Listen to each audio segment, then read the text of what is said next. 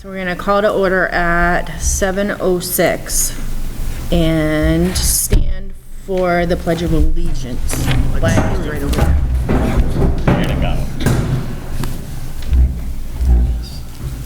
Pledge allegiance to the flag of the United States of America and to the republic for which it stands, one nation, under God, indivisible, with liberty and justice for all.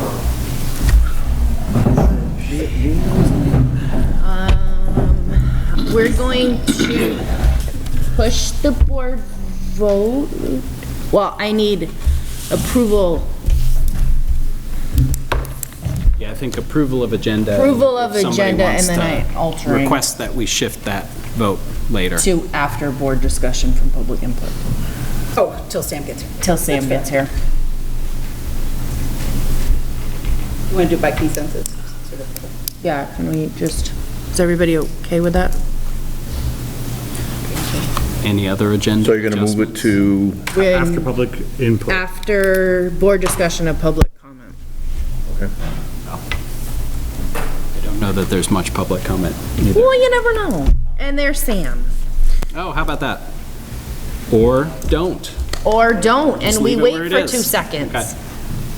Yay, Sam's here. It was a long way. A little bit. Can't get there from here, they say. So folks, you have in front of you a slip of paper. So we do need nominations because we have an open seat.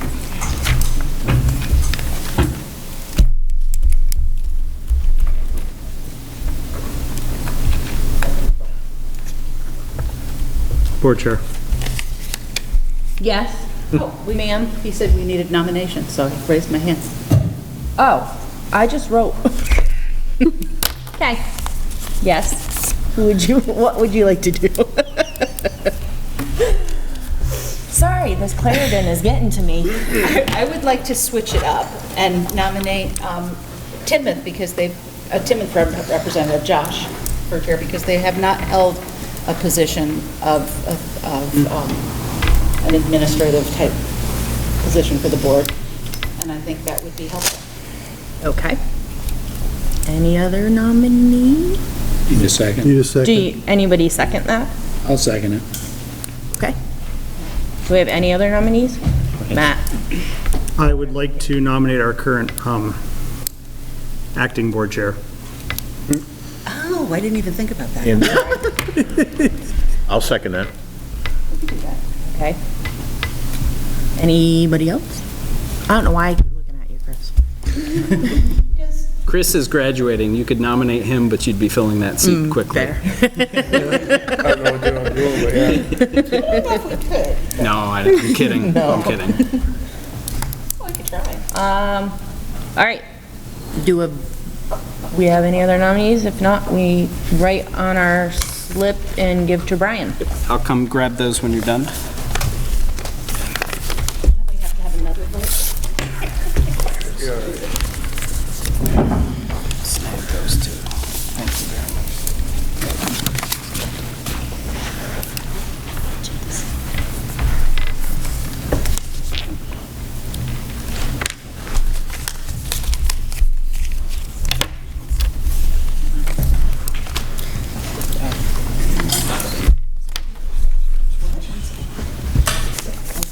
Oh, it was embarrassing.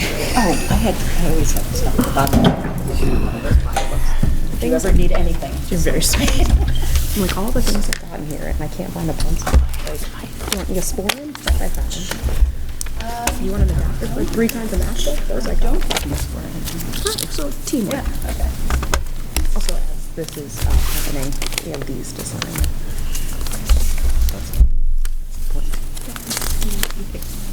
Got my t-shirt too. I wish they had gotten greased. There's always next year. There is. I think I wondered. Okay. Yeah, that'd be cute. So I have 6 votes for Andrea, which will make her our new chair. Congratulations. I'll clap to that. Vice chair. Yep. And if you I want think you have to, to resign. As vice Oh, do chair. I? Well, yeah. Before we can have a vice chair. Yeah, we need to fill that position. And technically, I think the bylaws say you fill vacancy at your next meeting. So I think it's reasonable to wait till the 15th. We can look at the bylaws if you want to do that tonight. Folks have a strong opinion. We can do it on, I prefer to wait, I guess. 15th, yeah. Just because I think it's important that, assuming by then we'd have the new Wallingford rep. We have to think so, discuss yeah. that. Oh, if we And, did that vote afterwards, I think that's a good idea. And- Yeah. We do that. and so, and also, we're still short one tonight, so and again, I really think it's important to have all board members here so that they all have input. And when BJ resigned as chair, we waited a meeting to have this vote. For sure. So I think if you're Yeah. resigning as vice chair, Okay. it seems Makes reasonable to wait till the 15th for that next one. I'm fine with that. So can you make a note on a agenda building that we need to add that on there? Put that in your agenda building. Okay, so approval of the agenda for tonight. Do I have Len? And I'll Do I have a second it. Thanks, Sam. All in favor of tonight's agenda? Okay. Public input and comment. Or input and announcements, sorry. Do we have any? Did you want to say anything, Nick? Yeah. Do you want to say anything, Nick? Yeah, we could wait till 11. It's Wallingford board member update. Do you want to? Yeah, we'll wait then. Yeah, we can do that then. All right, and we do not need a discussion. Approval of the minutes for 5/18, and then there's a 2? Because We have 2? We had the session on Yes. bylaws at Yes. 6, so there are 2 sets of minutes. Okay, so let's do a motion for the bylaw minutes first, and then we'll move. go. I'll second it. You? All in favor? Okay, we're unanimous. Okay, so now the approval of the meeting at 7 minutes. So moved. I'll second. Okay, and all in favor? Okay. Now we have student representative updates. Yeah. Tomorrow's senior's last day. So that, Wow. senior awards is Tuesday, and then graduation's Wednesday, and I'll be done with school for, till college. Oh, yeah, oh, no, that's just sport. I think baseball and softball seasons are done, varsity, JV. The Ultimate Frisbee team had their first playoff game today. I'm not sure how it is or if it's over, how it went. I know they're like halfway in the standings and the seeds and everything across the state in the division. They're a pretty good team. Any other sport? Track and field has a state meet tomorrow as well. I can't remember where. For sports. Yeah, just counting down one more day. Seems like that's like the thing that you're thinking of. Oh, yeah. I've been holding it in and just getting all my schoolwork done, but now I'm all done with my schoolwork. It's ever since Monday. I'm just so bored sitting in class. There's nothing to do now. But you're coping. Better than the opposite of when you're like, oh no, too much to Got do. your stuff done, Yes. that's great. Yep. It's a good feeling. Yeah, Congratulations. Yes. thank you. I think I made honor roll this semester as well. Right on. Hey, double congratulations. Yeah, right. Heck yeah. So before you're done tomorrow, we ask that maybe you recruit for next year's another rep, student rep to maybe replace you? Okay, Talk it up. okay. Yeah, seriously, work's talk it done. up. Okay. I'll go around and talk to young. So we'll still have, One senior, one junior, so look for like the sophomores right now to speak to them and also the juniors. Okay, Could we also, could I tell Mr. Wiedemann and have him like, did what he did with us, is like whoever was interested, talk to them. Is that reasonable to do like first thing in the fall, do you think? Just thinking about how much time there is left and how much is going on? Well, you might have new Yeah. kids in the school, too.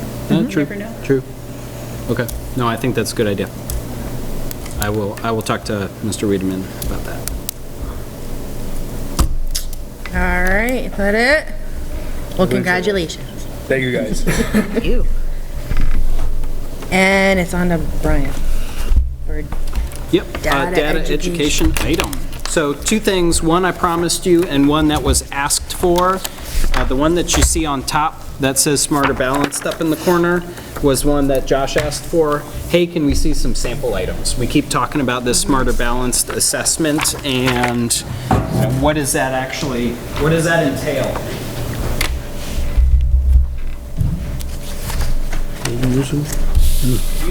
You can look at these at your leisure. I'm not going to spend too much time going through these. I do want to call your attention to a couple of things. This is not how long the Smarter Balanced assessment would be. This is just a selection of sample items. There are 4 areas in English language arts that students are being measured in. You can see the claim numbers 1, 2, 3, and 4. There are targets for each of those claims. Then there are standards for each of those targets. This assessment covers a lot of material.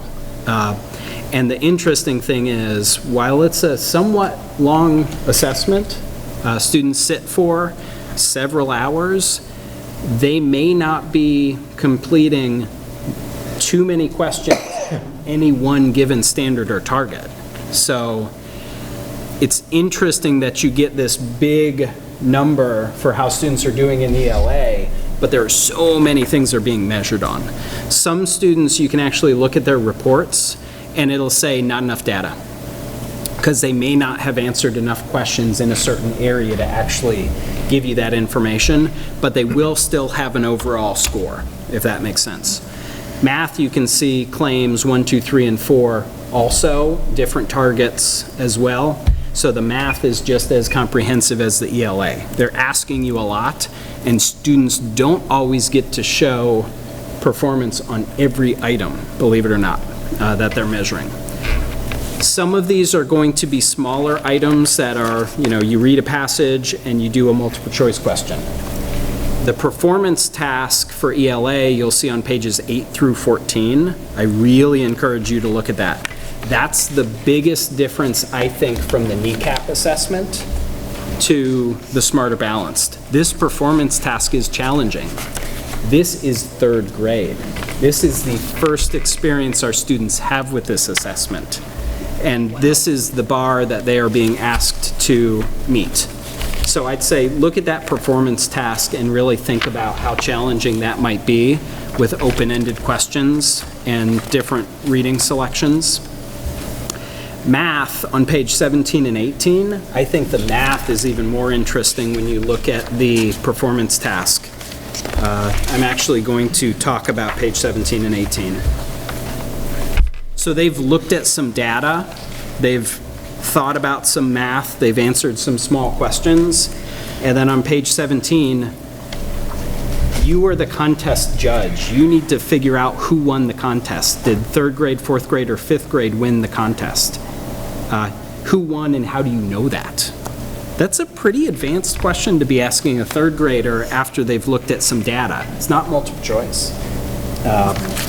It gets even more interesting. Flip the page.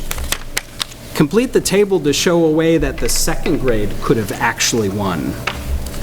And then use those answers to explain how they could have won. So you're writing out how you think a different grade could have actually won the contest.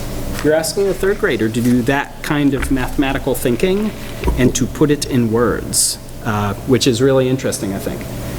I hope that speaks to how high of a bar this assessment set. Last time we met, we looked at that difference between those kneecap percentages, which were fairly high for proficiency numbers, and then all of a sudden SBAC, those numbers dropped on average. The theory was that this assessment was that much more challenging. So those are the sample items. Hopefully that's useful. You can find tons more sample items if you go to the webpage that's on that front page. You can look up an 8th grade example if you want and see how much harder the 8th grade is versus the 3rd grade if you want. We don't have to take any of these. You do not have to take this. You do not. Yeah, if we log in or pull it up, we don't have to. Yeah. I struggled with which grade to bring you, and I thought 3rd grade was the most interesting just because that's where we're starting with our 3rd graders. And they have no experience with this assessment till we're trying to help them with it then. Brian, is that a change from the 4th grade? I thought the 4th grade was the first. You know, with kneecap, I actually don't know that, Paul. That's a good question. My wife was a teacher. I know that was the first year they did the science one. Okay. I don't know about the other. Yeah. It could be, but I can look into that and figure that out. I always did middle school, so I didn't think too much about it when we were doing kneecap. Yeah. This is also, I mean, for me, what this math section says too is like, if we're struggling with reading at 3rd grade, you're not going to be able to pass this math. Good luck, because it's a lot of reading involved in the math test. Yep. Which is fine, but Do they get the option to read aloud if they are having problems? Part of this, because it's given on the computer, the math section, you can have a lot of things read to you through the computer. Okay. Still, you're talking about comprehension. Whether you're reading it yourself or you're hearing it, there is a level of comprehension before you can even do the math. If you give a student 1 + 4 equals, there's no comprehension there if they can make sense of the numbers and the symbols. Good questions. SBAC might be going away.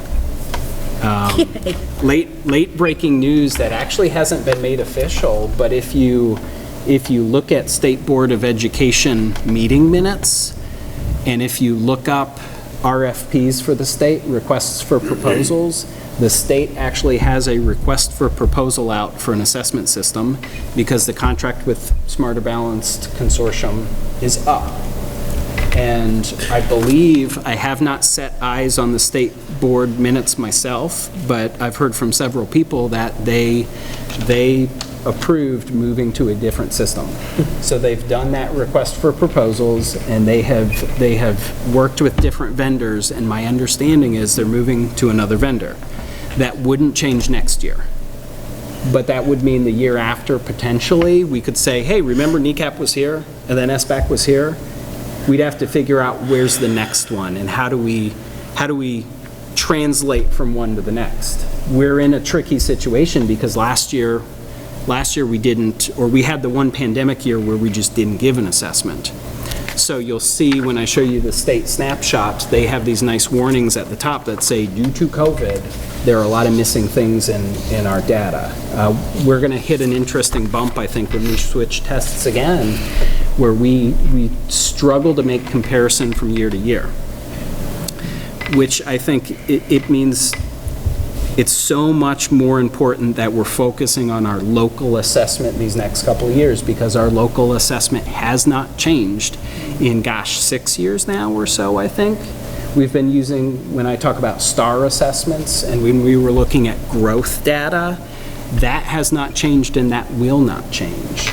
So I think that is at least a thread that we can hold on to these next couple of years, and we can still see if we're making progress, we can still see if we're doing good work, but we're going to have to look at those local assessments more, if that makes sense. How long did we have this? SBAC we adopted, I think, in 16, I think, so we've had it for about 6 or 7 years now. The first few years, of course, they said the first year it was new technology, so don't do too much with the scores. The second year, the participation rate was hard. Yeah. So we were just getting into a place where we could look at trends, then the pandemic hit, and now we're thinking about switching, which is frustrating. Yeah. But we have strong local systems that aren't going to shift, and I think that's important to keep in mind. We do have things we're going to be looking at. We're not just going to throw our hands up and say, well, who knows how we're doing. We will have data we can look at. We will have ways of tracking progress, and we will have ways of seeing if some of the changes that we're making are effective or not. The snap, I gave you 2 different pages. The top level information from the state We talked a little bit last time around, so school rankings. Some people have us as, high school number 34 in the state, high school number 22, high school number 58. Why are those rankings all different? It's because everybody has a slightly different methodology for how they come up with where a school is ranked. This is the state's system. So the state launched this, I think about 3 or 4 years ago, to fulfill federal requirements for reporting how schools are doing in the state. The top sheet is Mill River District. The back sheet is the state as a whole. And I'm curious what you notice. I'm curious what you wonder from seeing these two next to each other.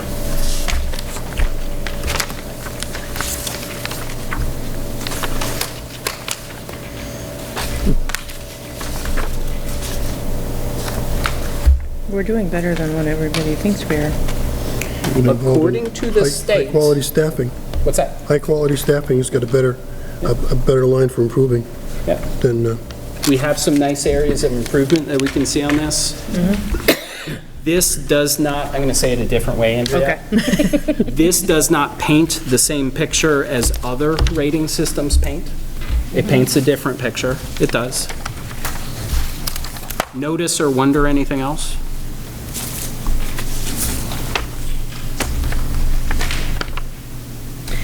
How come academic? No, that's a good question. The two different columns, what's going on with the two different things there? Yeah. So you'll notice the first column, performance, current and change. The second column, equity index. The state is taking all of these scores and disaggregating. So they may be disaggregating based on gender. So if our male students and our female students are performing very differently, for personalization, for example, we are exceeding in the area of personalization. We offer a lot of flexible pathways.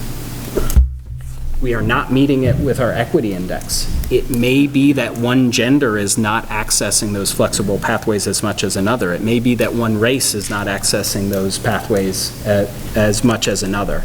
So the state does that work because under federal law, Every Student Succeeds Act, which used to be No Child Left Behind, under federal law, the state has to disaggregate that information and report it that way. That's not something we can opt into or opt out of. It's federal law. And that's been on the books since No Child Left Behind, and actually even No Child Left Behind was a rename of running legislation. Did they give us the numbers? Yep. I mean, the breakdown, the disaggregation? We Or can. do they just, that's a general equity index? Yeah, I would absolutely encourage you to look this up and play around with this because there's far more on the website than I can show you. You can click on academic proficiency, you can drill down, you can see the methodology. Not all websites tell you their methodology. Academic proficiency, for example, you could click there and you could see that 26% of this is coming from math, SBAC, 26% is coming from ELA SBAC. 6% generally comes from our PE assessment. So when you look at our academic proficiency level, our phys ed state test actually ties into that a little bit too. So it's interesting to see what actually weighs in and how much it weighs in. Because you wouldn't think that academic proficiency, 6% of that comes from how we do on our PE assessment, but it does. We've canceled that assessment during the pandemic, but in previous years it was counted 6%. Our science assessment is 6% too. So it's interesting that the state weights math and ELA really high, but then PE and science were both 6% several years ago. But again, there's that point, if you can't read, good luck doing math, good luck doing science. So I would encourage you, click around, play with this snapshot website. You can look up any school, they're public. There are some pieces you may not be able to see because it's public. There are pieces that I can see that might not be available publicly. So for example, if we had 5 students on an IEP in one grade level, the public can't see how those students are doing because that's too few students. There have to be at least 11 students to protect anonymity. to keep results confidential. Generally in our district, because of the numbers of students that we have, we often aren't able to share publicly any of that disaggregated information. Male, female, gender is about the only one that we can pretty consistently share because we do have more than 11 in a grade level of males, of females, if that makes sense. Questions? I would like to put high school on the spot Yeah. since you're leaving. And there is no right answer to this, and there's no like pressure to put it on the spot. But like, so you've been in the school district for the whole time, and you've taken a lot of standardized tests, Yeah. right? Is there anything that you think that as a school community we can do better to help you get ready for it, even if it's like how we test you on the day or anything like that? Do you have any ideas about that? And just a general feeling that you guys have about it? I know it's kind of a tricky thing. We did it once, but the environment of the testing, I've only done I think it was Star 360 one time in a classroom, and it was this year, actually last week, 2 weeks ago, and it was a totally different environment. I felt more focused. It felt better doing that compared to being in a big gym with everybody, total silence. I do know that on a Star 360, each question is timed, and especially for the reading, it's harder to do the full questions being timed, and I'm just slower at reading. But those two things are the main things that stand out, is just the environment and the timing of it. Math, I'm fine with math. And you probably took the Smarter Balance back in 9th grade, right? Probably? Oh, I can't remember. Because I've done kneecap, I've done STAR, I've done. Yeah, because worth pointing out, SBAC, our last grade that we you might have been part of the group where probably. It used to be 8th grade, and then it skipped a grade for SBAC. So we did have a group of students that moved through, and then SBAC bumped down to 9th grade. So you may not have you may have done kneecap, but not SBAC. It's possible. I don't remember the SBAC test. I remember Star 360 all the time though. Do you like the testing or what? Chip in. I'm not really good at testing anyway. Like, I can't focus when it's Star 360. I don't like the time that it's timed because I'm also a slow reader.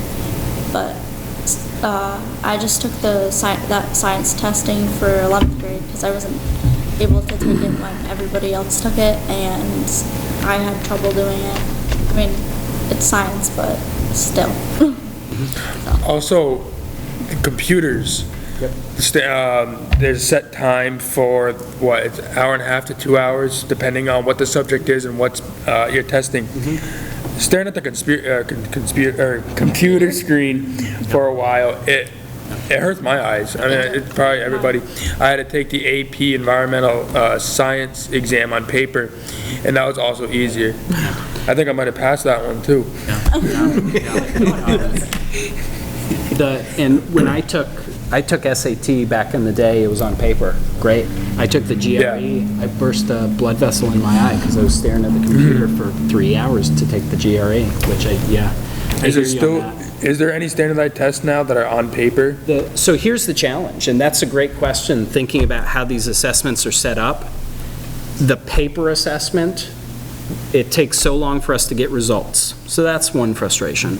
But the other thing is, remember kneecap, you'd get the orange book or the blue book or the purple book? There were only so many versions of the test. So every student was taking pretty much the same test, maybe in a slightly different order. With this assessment online, and the Star 360 works the same way as the SBAC, if you get a question right, you get a harder question. If you get a question wrong, you get an easier question. So in theory, the test can be shorter, and they can get as much information versus every kid takes the kneecap and goes through the whole booklet. You might be able to do half the questions and get as reliable, as valid a score, if that makes sense. So the trade-off is quick scoring, shorter tests. but there's definitely a cost for staring at a computer for hours, yeah. And not It's a just tricky to one. yeah. mention, like, I mean, my son's in 8th grade, and it's always, at the Chromebook, and then, like, the homework, and he'll come home from doing an SBAC or an ELA test or something, and he's like, Totally zombie. my eyes are killing me, Mom. Just because it's not even that, and then they go into classes and look at it too, so. The tricky thing with STAR, because it is frustrating to take a timed test, we used to do map testing, which might be a 60-minute. Yes. You remember I liked map testing. I think, I can't remember if they're on paper or not.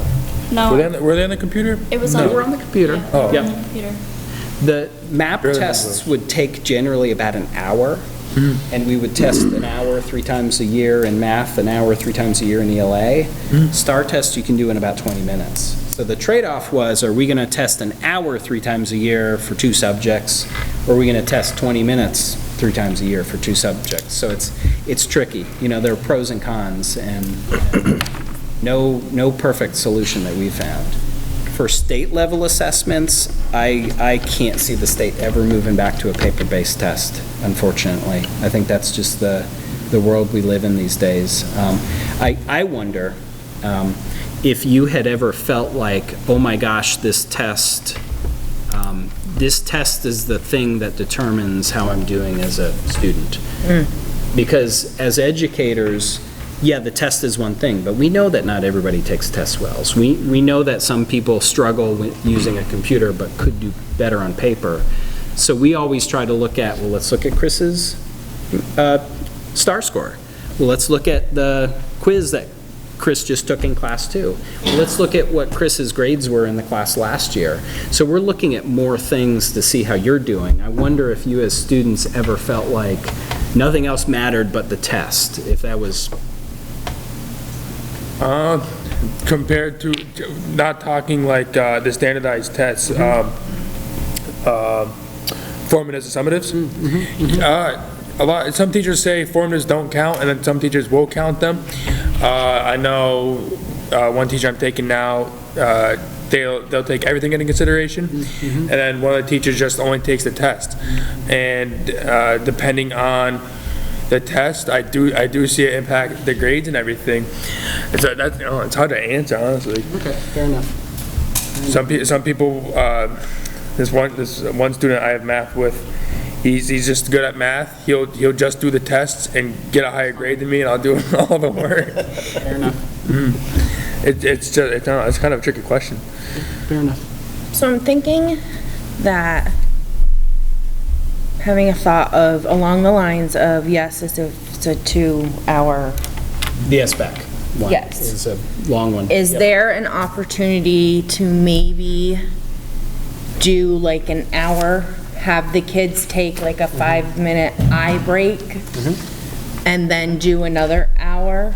Because I'm just looking at it that the kids are staring at the computers all day, and we're gonna have, eye doctors are gonna make millions out of kids because of the fact that they're doing that. The way we tend to schedule our assessments, we tend to spread them out, so it's not like ELA, math, science. We do one before spring break, we do one after spring break, and then science comes real late. Now. We tend to only schedule in the morning. I don't know if the high school does breaks in the testing session. I don't think we do. Think about the... You can maybe get up and take a break if you need to, but we don't break everybody at the same time. Yeah. During the standardized? If I ever need a break, I would just ask to use the bathroom. Take a break if you need to. I like the 5-minute idea, or even if we could, because in the morning, his brains are still trying to warm up. Even if we do, I was thinking, what if we broke it up around the lunches? Oh, yeah. Do half the test before and then finish it at the end? Because at that point, we're already up in the morning, everything. Definitely, I think things we can think about. And Could that work with the middle school kids too?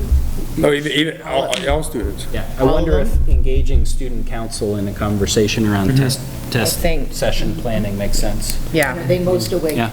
Yeah. Yeah.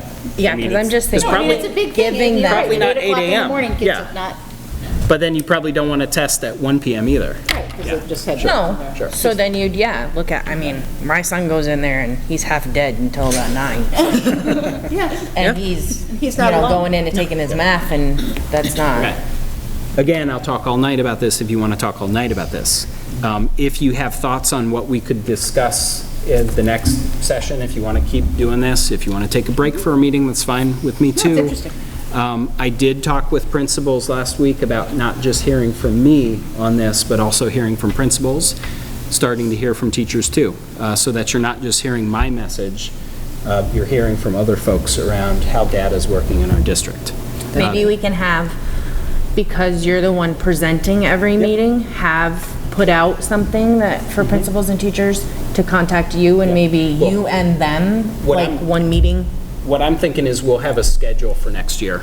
And I think Yeah. with a lot of board work, we need to figure out some patterns and schedules and, when are principal reports, when are CO reports, who's doing data, Maybe and some when. subject matter. Yeah, report. yeah. Can we hear from the English department at the high school? Can we hear from the science department? Yep. Can they bring data to share with us too? And I think so that we're all, yeah. Okay, cool. Definitely some good organization. Adrian, do you want the next? The next. The VSBA. VSBA survey for board? Do you want that one? Please. The resolution proposal is simple. Every year, VSBA solicits resolution proposals from member boards to, sort of hash out what they're going to advocate for in the legislature in the coming year. If there are subjects. Something, I think in Shrewsbury, one time we had a resolution that we put forth to expand the gun zone, shooting guns in the area, because we happened to have some neighbors at the time who were somewhat problematic in terms of after-school hours. And so what happens is the resolution is sent to the resolution committee at the VSBA, and then the resolution committee reviews all of the resolutions and takes a quick vote on whether the VSBA board supports the resolution. And then it goes on to the annual meeting, and the entire membership who comes to the, who participates, votes on each resolution. And that really does outline what they're going to focus on for the coming year. And for the survey, we had sent out, I think Ann included all the questions, and I don't know if people have. Is that this? Yes. Yes. 3 questions? Yep. Yes. And since you have them sitting in front of you, could you read the first one, because I don't have it sitting in front of me. Sure. If VSBA is wildly successful over the next 5 years, what will that look like to your local board? And it's reasonable not to have an opinion. I get it. By Len's face, he has an opinion. Well, I think they're trying to take direction from boards, and this is one of the ways they're going to try and get that direction. So if anyone has anything to. The second one talks about the products and services. Yep. And the third one, how it could serve the needs and interests of your board and district. So if anyone has anything that they would like to have submitted to the VSBA on those things, and you don't have them sitting in your head right now, please send them to me within the next couple days, because we have a retreat coming up next week where we're going to be discussing all of this, trying to focus the VSBA on. Is that your first ever connected? Well, it doesn't seem like anybody is speaking up now. I mean, I If it comes to appreciate anyone. their podcast that they release. So there's a definitely, podcast. yeah, So send me. that is a thing. And Yeah, great. I'll If you'd submit like it that on our email, behalf. Perfect. That would be great. So if anybody comes up with any of the answers to those survey questions, please email them to me, and I will forward them on to Carrie at VSBA. I'm done. Thank you, Adrian, for taking that one. Food service update. Dan, you're on. Well, I have only one item to bring up, and that's renewing our food service management contract with Lexington Independence. They were awarded the contract 2 years ago, but the way the federal rules play out regarding contracts for food service, it's a 1-year contract with 4 renewal years. This will be our second renewal of that contract. So I'm asking the board to make a motion to designate the superintendent or his designee to sign that contract on behalf of the board. I did attach a letter from Lexington in regards to the fixed price per meal that they will charge us. The state, for this upcoming year, allowed the food service management companies to increase that fixed price by 6.8%, which is, in line with inflation, and they're taking advantage of the full 6.8% increase. We could go back to them with something else, but, it probably isn't enough in regards to, their salaries and benefits that they have to increase along with the food costs and delivery costs for next year. So I would recommend to accept, their proposal to increase by 6.8%. And the way that works is every meal that gets sold to a student or an adult, they charge us that price. Currently, for this year, we're under that fixed prices system, and our three schools, Wallingford, Clarendon, and the high school, we're through April showing a combined profit of about $63,000. The COVID situation where, the universal meals where our students do not have to pay, the reimbursement rate is a lot higher than what we would charge students for these meals. So that's the main reason why we're seeing such an increase in our profits at those schools. So we're not actually charging any student or adult, No. this is just what they are charging us. Right. The only ones that get Feds are charged paying are the us. adults. Oh, okay. Adults, yeah. And I don't have a price for you on that. We're still kind of waiting for information on how that works, because it has to at least match what the feds are going to be giving us per meal. Added little piece of information, the governor did just sign very recently S-100, which funds universal meals for students next year. At the state level, they've used some pandemic funding to do that for a year. So that is helpful for us for a year, but we'll see, where things go after that. The way that will work, that will, we will still submit information and get reimbursement from the feds per meal, and the state will pay for the paid meals that the students do not qualify for the free or reduced, and they'll pay for the difference between what the reduced meal price is and what the actual price is.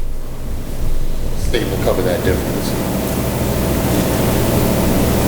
I'll make a motion for what Stan requested. I'll second that. All in favor? Okay. Thank you, Stan. I do have one question.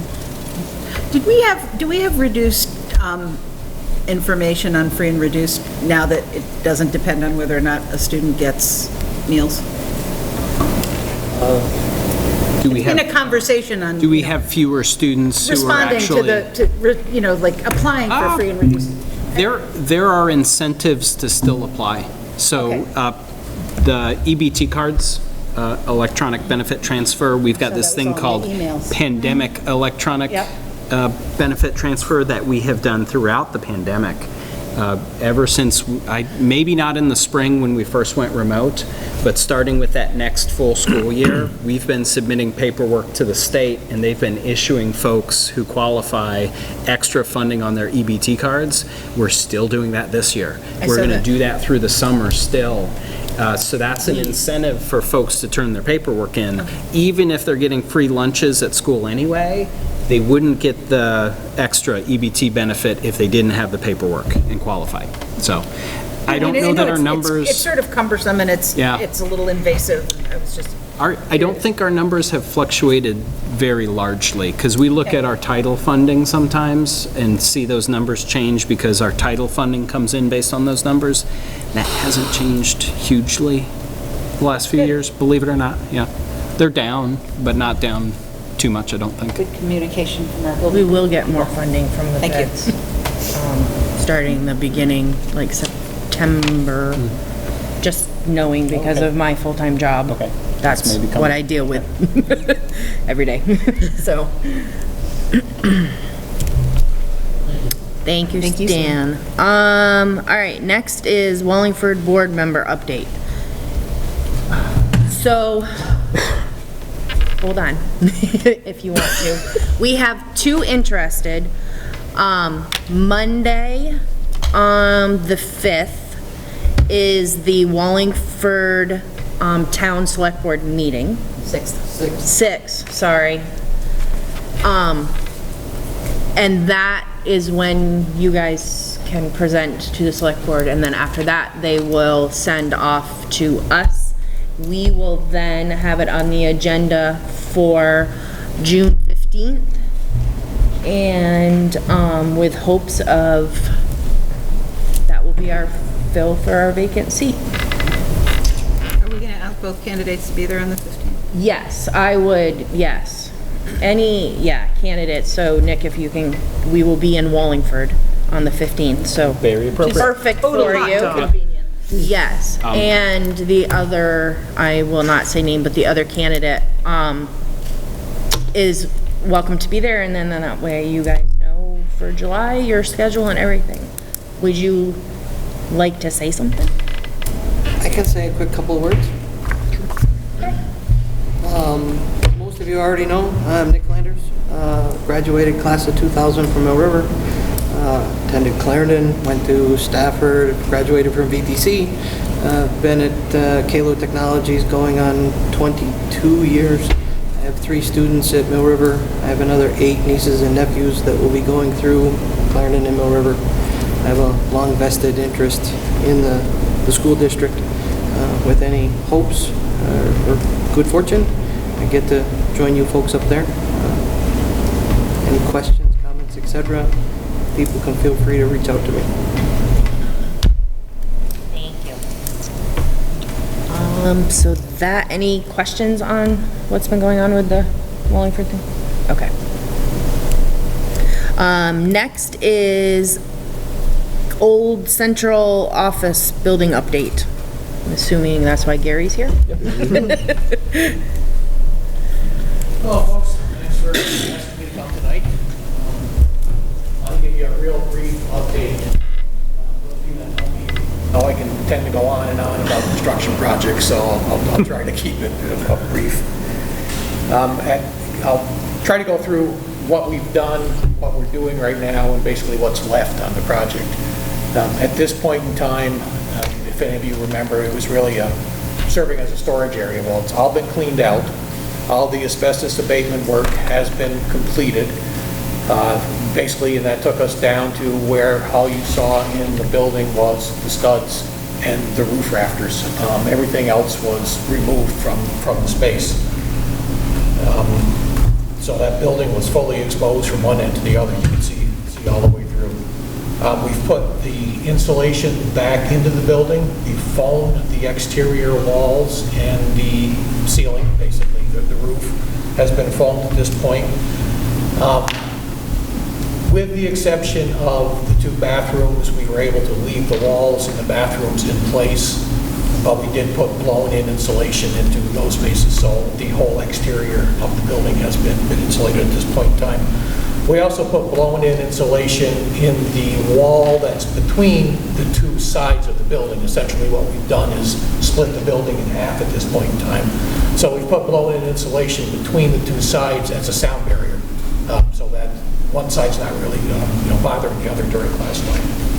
As far as the electrical is concerned, all the old electrical systems have been entirely removed from the building. We've got temporary power in the building. All the electrical, what we call rough-in work, has been done, which means the wires have been run from the panel to their point of use, and the boxes have been installed, but things like the outlets and the light switch themselves are not installed yet. That has to await the installation of the sheetrock, basically. The new fire alarm wiring has all been run, and the fire alarm panel itself is installed at this point. As far as the HVAC system is concerned, the old system and ductwork has been entirely removed from the building. The new ductwork, rough-in, has been done, meaning the big ductwork has been placed in the building to its point of use. The new propane furnaces, I used the plural because there are 2 propane furnaces, basically one for each half of the building.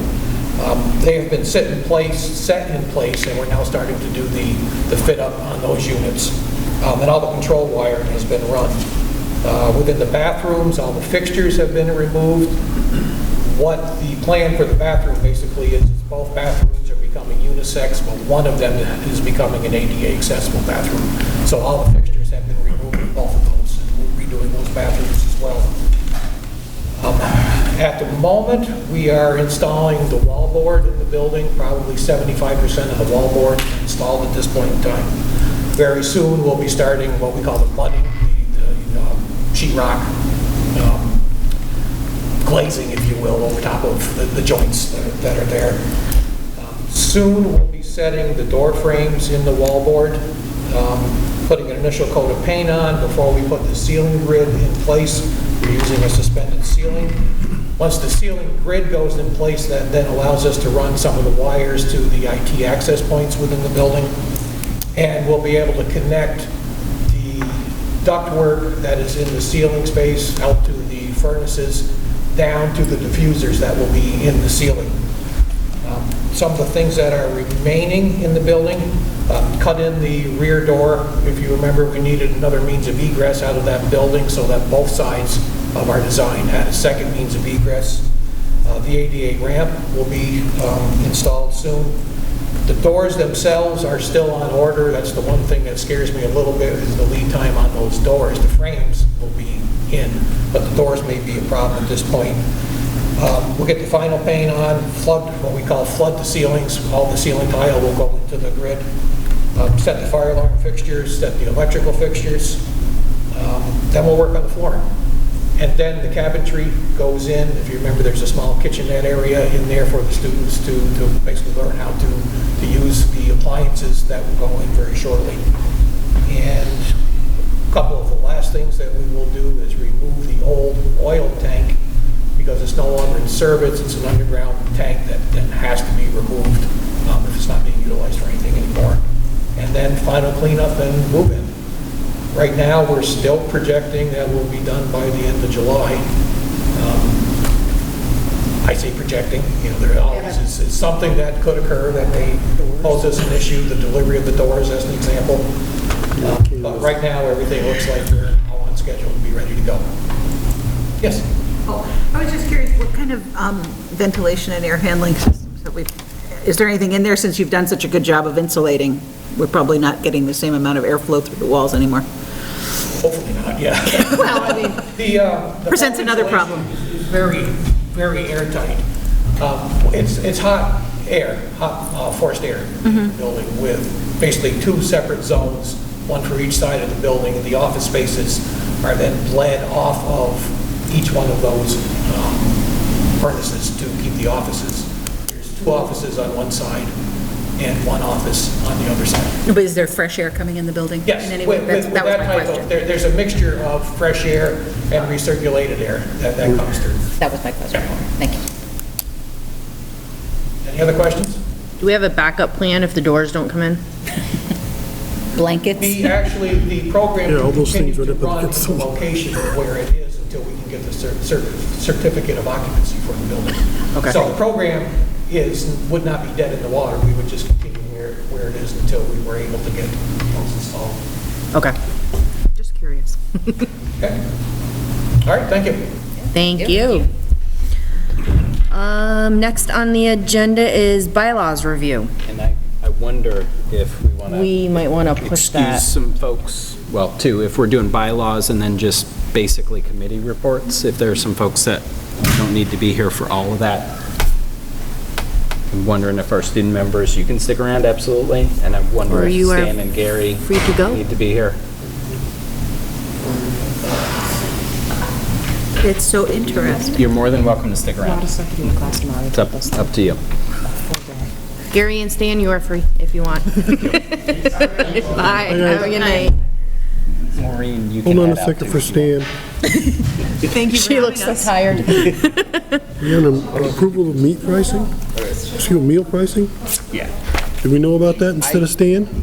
Yeah, we did the wrong one for food service update. I was just thinking that, yeah. Food service update was the question about the grant and the funding for the snacks. And that got worked out. The AOE sent enough money to wrap up the year, which is great. Okay. Yeah, no, that was, Bye. Bye. Congratulations. Thank you. Have a great last day. Have a wonderful graduation. We'll see you there. Yeah, I'll see you next week. Yeah. Okay, so bylaws review. And I don't know what that is on the agenda. we had talked about, do we need 15 minutes to do a last pass of the bylaws? You know, were I we wasn't at that close last enough meeting, after so. that 6 o'clock meeting? In my opinion, that we should postpone that. Yeah. Because, Fair enough. and again, just from my perspective, I need to have something to look at. Can Oh, we maybe send the where it's adjustment. at, maybe to Yeah, 'cause I Ann, wasn't and there, then so I get don't know that when. sent to us before the meeting, so we have that to review or even reshare? Do you want to try it at a meeting again, or do you want to try it at a different time? So the 15th, we have no personnel. Nope. So can we do at 6? Love that. And Yep, go from 6 to Especially if 7 we get and this get it ahead of taken care of? time? yep. Okay. Let's plan that Great one idea. then. And can we get, prior to that meeting, the updated, Yeah. I will make sure, I've got BJ's document here that he had yeah. cleaned up as the most updated. I'll make sure everybody has it again. Thank you. I don't mind driving that. I know we're almost done, but it's just important, I think, that Fair enough. have it. Very true. Okay. So, do we have to we are- officially table that till the next meeting? Well, we addressed it just now. Yeah. There was discussion. Okay. Much more action to come. Okay, so bylaws are on the 15th at 6. And that will be at Wallingford. Okay, so next is renewal of the food service contract. And that was actually the Stan one. Yeah, Food service update was. so we already did Stan. We already did that one. The meal pricing he mentioned, we don't have yet, so that'll come again. He thought he was going to have it, but we don't have it, so we'll put that on a future agenda. Okay. Do we know when he might be able to get it? Nope. Okay. So that will hang in the wind for a minute. Okay, so on to committee reports. Negotiations is first. We, hopefully, if I get my act together and send you an email with 2 questions. An update. Like a couple questions Sure, that we absolutely. had from the last meeting, we'll be able to send them a cleaned up copy. Hey, and pretty close. And, you know, who knows? If they take action quick enough, we might have something to go on the next agenda, but otherwise, I would say by July, That's progress. first meeting in July. I was hoping to do it this month, but the meeting's so early. Okay. We'll try them. All right, personnel. Go, Len, go. Few things. We'll try to button this up by midnight. Yes, we met tonight, and we have a lot of things, so I'll get started. Number 1, I'd like to make a motion to approve a 2-year administrative contract for Kaylin Thompson as principal at Mill River Union High School. I'll second that. Discussion. All those in favor? Enthusiastically. Opposed? Abstained? I have my hand up. Oh, did you? Okay. Sorry, I'm just checking. I go into. Congratulations. And welcome. And I think worth noting, it was a strong recommendation to hire, which I think a lot of staff currently at the school feel like Kaylin's doing a really good job, so we're lucky to keep her. Thank you. Next, approve a contract. I'll make a motion to approve a contract for Tom Frink, 1.0 full-time equivalency teacher, K through 12 music, .2 at Tinmouth, and .8 at Wallingford.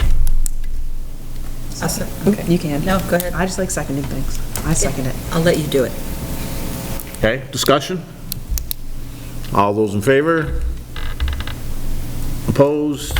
Abstain. Thank you. Approved contract for Andrew Savoy, 1.0 full-time equivalency teacher, special educator at Clarendon Elementary School, and I would make that a motion. I'll second it. Discussion. All those in favor? Opposed? Abstain? Thank you. Approve a contract for Tasha Turin, 1.0 full-time equivalency teacher at Tinmouth Elementary School, and I'll make that a motion. I'll second it. Discussion. All those in favor? Opposed? Abstain? Okay. Approved contract for Trish Rafter, 1.0 full-time equivalency teacher, secondary interventionist. It's a one-year grant-funded contract at Mill River, and I make that a motion. I'll second it. Discussion. All those in favor? Opposed? Okay. We still have more. Kathy, I'd like to make a motion for Kathleen Manley, moving from support staff, general education para, to support staff, school-to-home liaison. That's a one-year contract that's grant-funded, and that will be at Clarendon Elementary School. I'll second that motion. Discussion? That is from the ESSER funds, by the way, if folks were curious. All those in favor? Opposed? Abstain? Thank you. Zach Bird. I'll make a motion to approve a contract for Zachary Bird, moving from support staff special education para to teacher of 7 through 12 science at Mill River Union High School. Second that. Discussion. All those in favor? Opposed? Abstain, okay? Next, Becky Stockton. I'd like to make a motion to approve a contract for Becky Stockton, moving from teacher at the district level support role to teacher English language arts interventionist. And it is a .454 full-time equivalency. It's a one-year contract, also grant funded. I will second it. Discussion. All those in favor? Opposed? Abstain. Okay. That's page 1. That's the second one. I'd like to make a motion to approve salary, a 4% salary increase for admin, bus drivers, and administrative assistants. Hold on, we were going to do 4% for admin, 5% for the bus drivers and non-union support staff. We were following the two different contracts. Yeah. Okay. 4% for certified admin and Okay. 5% for support staff. So non-union. I withdraw my motion because it was incorrect. So I'd like to make a motion that we do a 4% salary increase for administrators only. I'll second that. Discussion. All those in favor? Opposed? Abstain? Okay? And the 4%, the rationale on the 4% was that that's what teachers had negotiated for a raise, so our admin are certified staff too. And the rationale for the 5% on support staff is that we're looking at something pretty darn close to at least 5% for everybody on the support staff negotiations, so that would make sense to offer to our non-union support staff. So then I would make a motion to increase the salary of support staff and non-union positions, 5% increase. I'll second it. Discussion? All those in favor?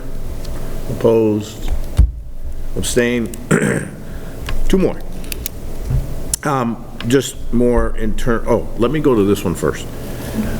We had a request from a teacher to access educational coursework.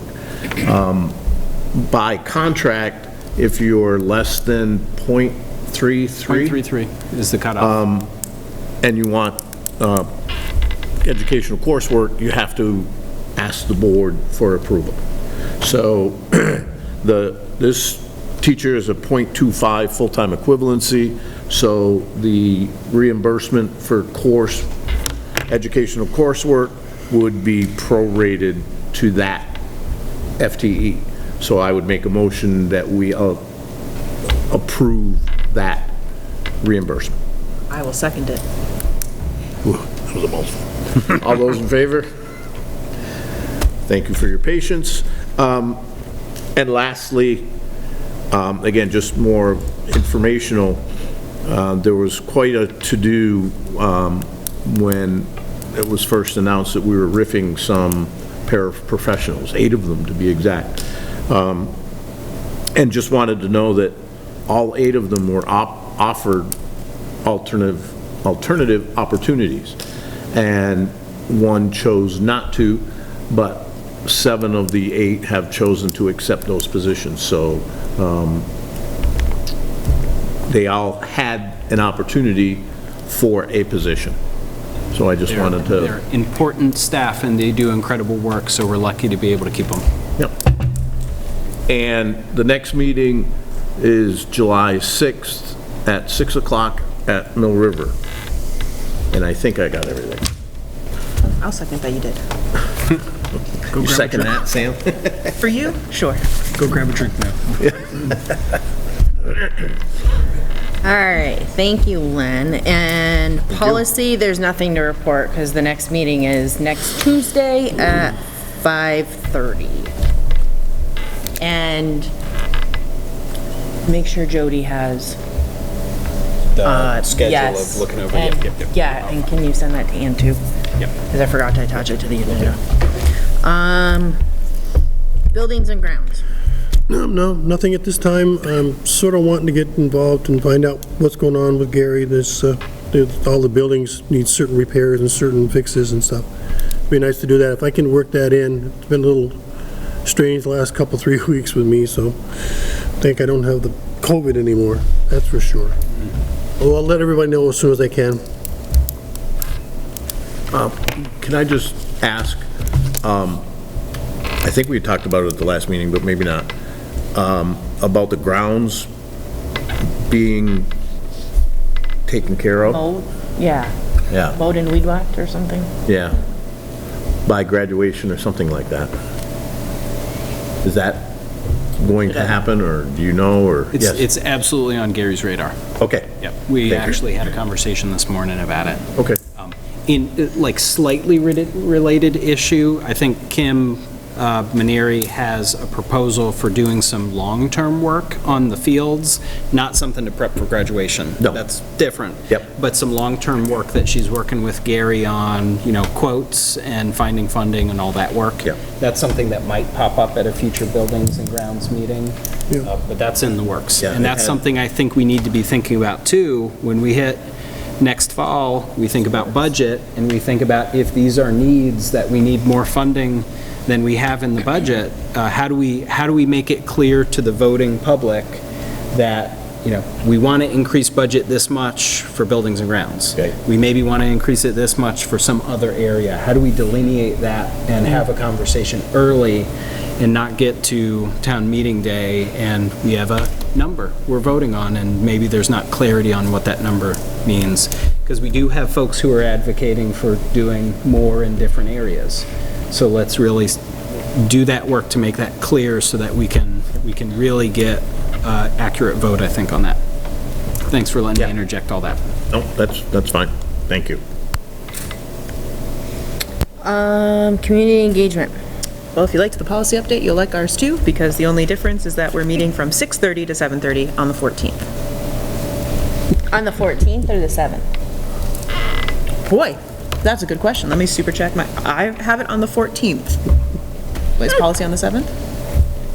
Like one of those weird, No, technically maybe the- it's not on the 7th. because the way that the month fell, the 14th is technically the second, whatever, of the Tuesday. That's the word, not whatever. Oh, all right. Yeah, because Wednesday the 1st makes things just, that's all the pushed, yeah. Okay. So the 14th, and policy is 6:14 at 5:30. And community engagement follows that. Correct. So I just screwed up on my, anyway. Anne is a kind person. 6:30 to 7:30 for community engagement, and policy is Policy is 5:30 to 6:30 that same date. Yep. Okay, I think we got that somewhat. Finance. Oh, here we go. Yep, all you, Doug. Just so you know, I'm going to be doing just a number of parts of the payroll warrants and such. It's not really a warrant to pick up anybody from the police department. It's just, it's meant for what we've been doing in this case, it handles the contracts that are out there and those that are insisted in the contracts that's coming them out. But I will put out a number at the very end. And since my math seems to be a little bit kind of crazy, don't think for sure if that number is the full number. It may be different, but at least it's going to give us give it an idea of what we're talking at from a bi-weekly basis. First off will be payroll warrants. Excuse me. This is as of May the 20th of this year, and then a regular warrant goes out for $593,353.48. Let me see, where's my other, here we go. The next one is going to be under general fund. That number is, for the first part of the general fund, is $138,013.01.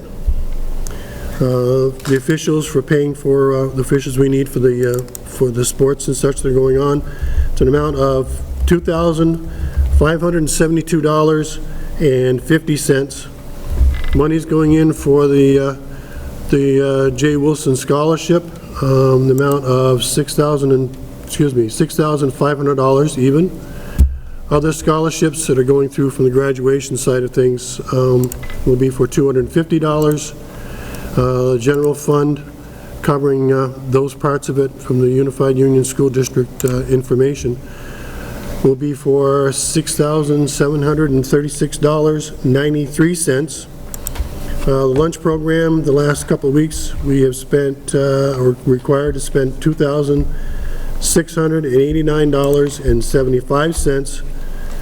And an ASP program, what is that, Adrian? Do you know what ASP stands for? After-school program? After-school program. After-school program. After-school, okay. That's for an amount of $365.80, for a total there of $157,127.99. And under student activity, looks like everybody was busy this last couple of weeks. Mill River has a spending of $7,177.44. CES, my alma mater down there, an amount of $1,539.55. Shrewsbury Mountain School of $530 even. Where we are right here, Tinmouth Educational School, $1,161.98. And Wallingford Elementary Schools is done at $688 even.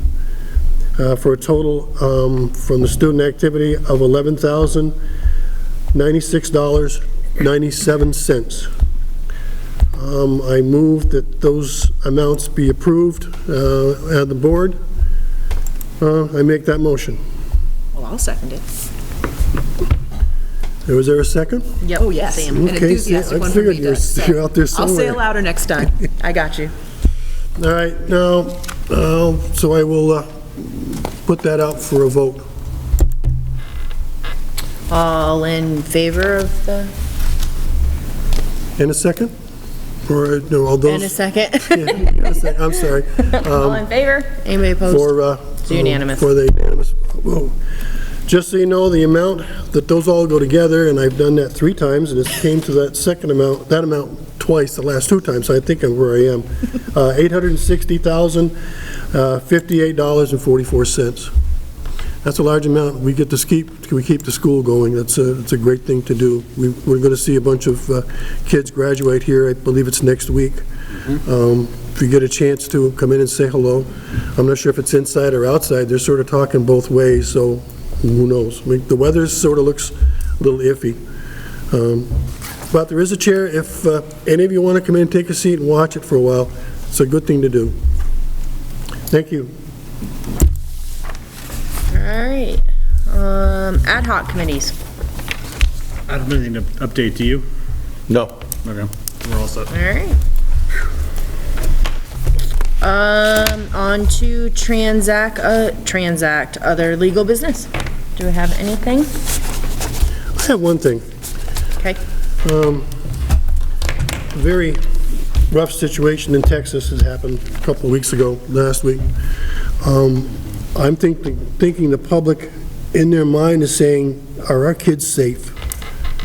What I would like us to think about doing sometime in the next month or so, at least maybe till then, is we sit down and figure out, are we in any type of a danger for any of our schools, whether it's the elementary school, the high school. I've noticed sometimes in the back, we bring things into the building, and that door may stay open for quite a while, where otherwise it's normally locked. I mean, there may be just simple things to go through, but I have some grandkids coming through, and eventually, and I don't think I want to find them in a pile somewhere with somebody standing over top of them.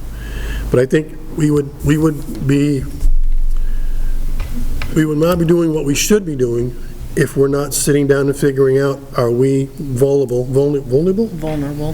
There, ours in there. Vulnerable to what could happen. I'm sure hoping it's not, and I really don't see us having any idea that it's going to. But I think we need to make sure that we keep ourselves safe. In that vein, Brian, have we ever had a professional assessment of security? Yeah, that's a good question. I don't know that we've ever had a professional assessment. We've definitely accessed resources from professionals in the state to use as, guides, templates, best practices, and we've got plans for each of our schools. That's a good thought, to have somebody come in and do an assessment. Absolutely. Yep. This is work that I am involved with a lot at the school-based level. So we do have emergency operations plans for every single one of our buildings, including something that we set up about 3 years ago called Go Kits that have emergency supplies and student rosters in them. We practice drills, as every other school in the country does. We have a very thorough threat assessment system. So that means if there's any reason to believe a student has made a comment online or in person that we consider potentially concerning, we follow the Virginia Threat Assessment procedure, and we have multiple school administrators and counselors who are trained in the use of that to do a thorough assessment. If we think that anything is any moderate or higher risk, we follow very clear procedures to make sure that we are keeping our students as safe as possible. And the leadership team does frequently meet to go over strategies and thoughts and detail work. We have done a Stop the Bleed training as an entire district staff right before COVID, and have had follow-ups about training, including with the same year, right before COVID, that we had some specialists come in from the Vermont State Police and meet with us. The district-wide training. Not to say that we can't do more, but I do want to assure parents that we do everything as well as we possibly can, and we don't ever take anything for granted, and we are very careful to follow up on any single thing we hear, treating every child's safety the way we would treat our own. And we've recently had conversations around, we got a brand new administrator at Clarendon. We got somebody not new to the district, but new to administration going up to Shrewsbury. We need to do work over the summer to get them on board with this, because just having the plans in place don't do us any bit of good if we haven't brought all our folks up to speed on it. The pandemic changed our focus a little bit, and we need to revisit that work. Matt? As a board, if we're going to take this conversation further, I think maybe it would be a good idea to bring Officer Hoffman involved. He has a law enforcement. Absolutely. He's a very important member of the Mill River team. So I think having him come and talk about things and might not be bad. So we were tentatively talking about doing some work with our leadership at our retreat that's scheduled in early August. So our new administrators are brought up to speed. We were also planning on opening day with all of our staff doing some work around it. Would it be appropriate, maybe that board meeting right after we do something with all our staff to bring it to the full board? Is that reasonable timing? Yeah. I think we need to talk. I think we need before that, this summer, maybe pull him in and have maybe at a board meeting, or I mean, he can come in and do like a half an hour just procedure of what he experiences all day, every day. Because I'm going on Paul's thought too. I would love to just go to the schools and wander around and see how many doors are open and if somebody can get in that way. I know Jody has worked super hard and we have lots of different protocols and stuff, but like Mill Rivers by the cafeteria, when I coached there, that door was always open. We could wander in and out. So just go to the school and be able to, a window's open and somebody gets in that way, and or I think, something like that. Yeah. I'm glad you brought it up, Doug, because it's been on our minds, and then we get to a busy board meeting and we run through all of this stuff in front of us, but I think it's still heavy on our teachers' minds. Yeah, oh yeah, I'm sure it will be. It's heavy on all of our minds and our community's minds, I'm sure. You know, plans are great. Time goes by, people get comfortable, you start propping doors open again, you know? And we as administrators stop reminding people, hey, you can't prop those doors open. You know, I'm not trying to point fingers, I'm not trying to say it's anybody's fault. We've had a few rough years and it has not been our focus. Our focus has been pandemic, and I think it's worth, you know, we've already had those conversations about revisiting it. So I'm glad the board is. So maybe this summer we'll discuss after school is kind of having maybe Jody and Officer Hoffman do a presentation for the board on what the protocols, and then us being able to ask questions, have community members ask questions if this happens, because I think there's a lot of different scenarios we all need to look at, being a disgruntled father who in custody, and I think we need to look at everything before the school year starts again. Yeah, fair enough. So, all right, so we'll make a little side note of that. As a long-term agenda building. Yes. Somewhere in the summer. Something that we need to look at. Any other? If I can just follow up on that. You know, maybe in the fall, when we start our visiting the different schools, we could take 10 minutes at each school, and the principal or whoever could run us through, you know, take a walk around the building and talk about those plans.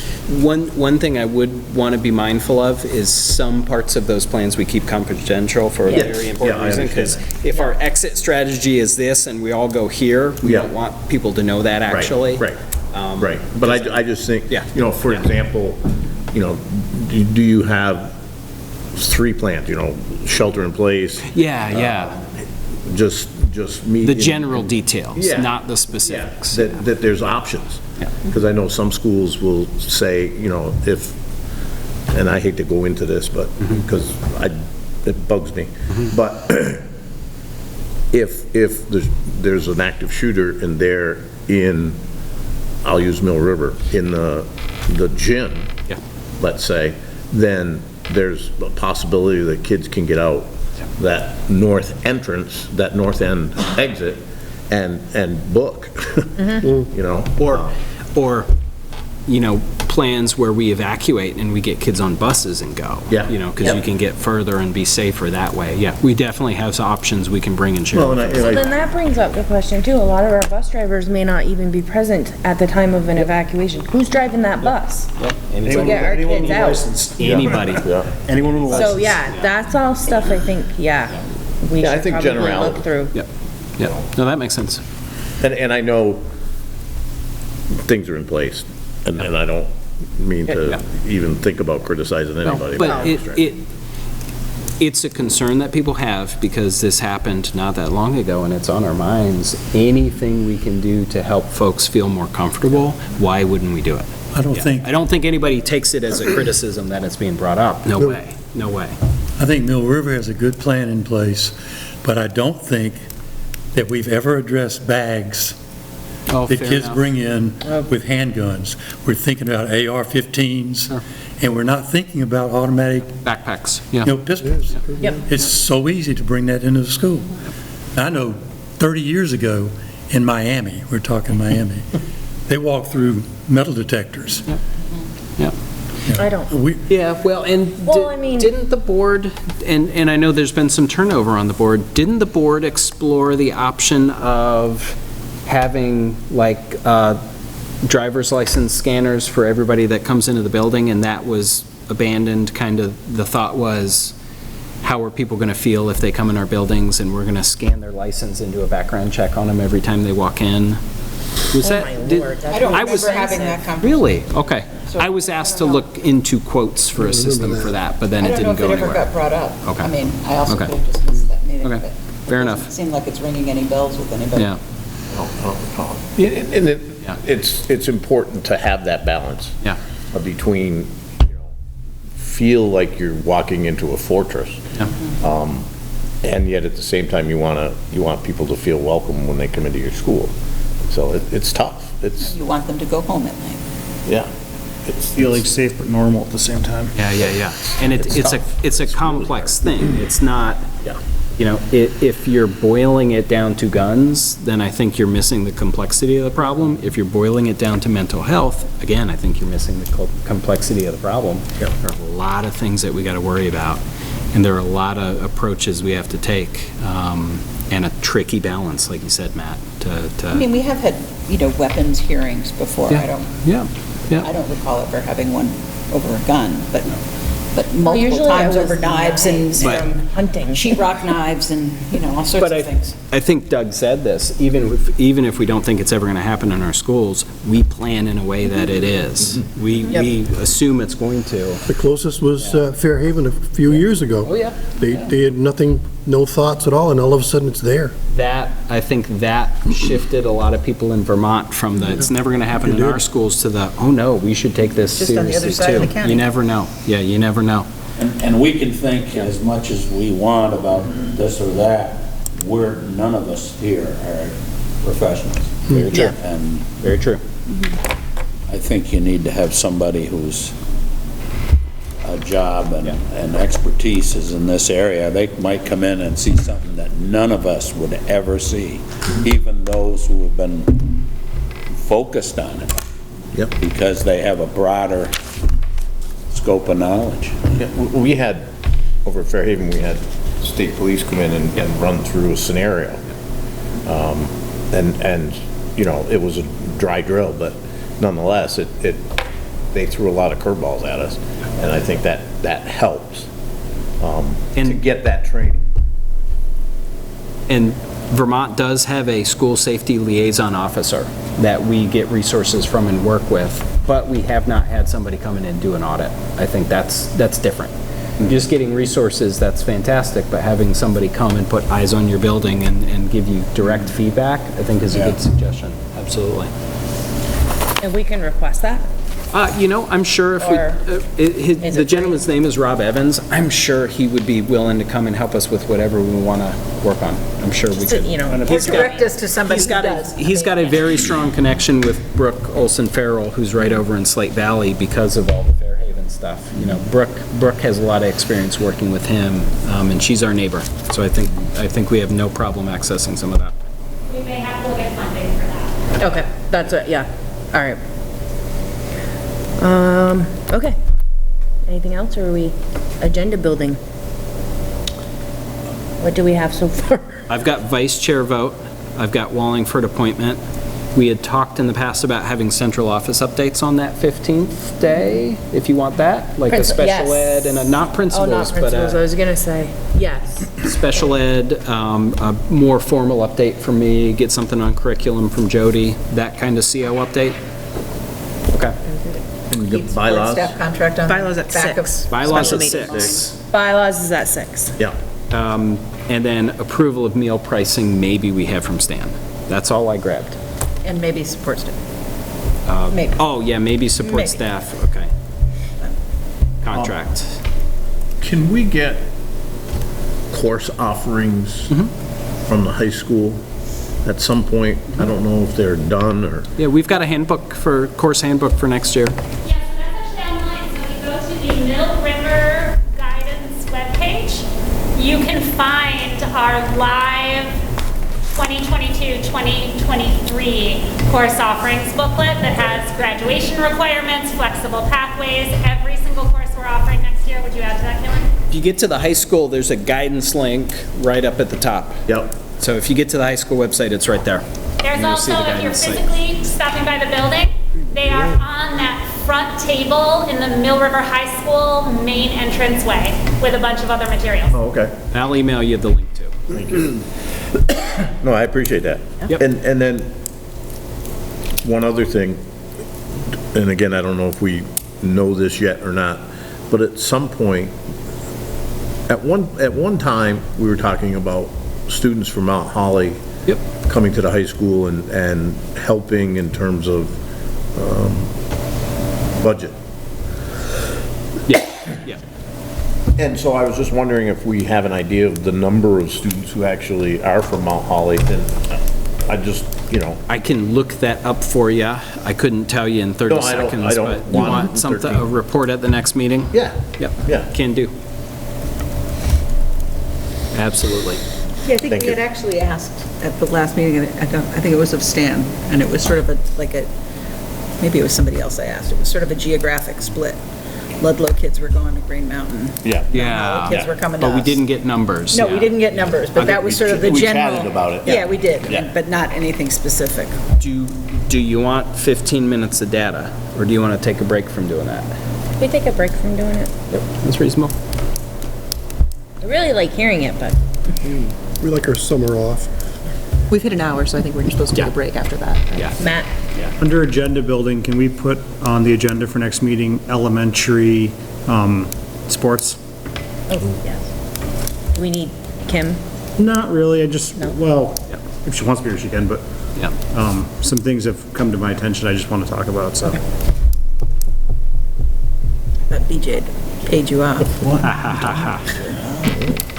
This is big bugaboo. All right, way to go. Well, if we have anything else, I guess. Yeah, we can figure that out when we get there. Do we need an executive session?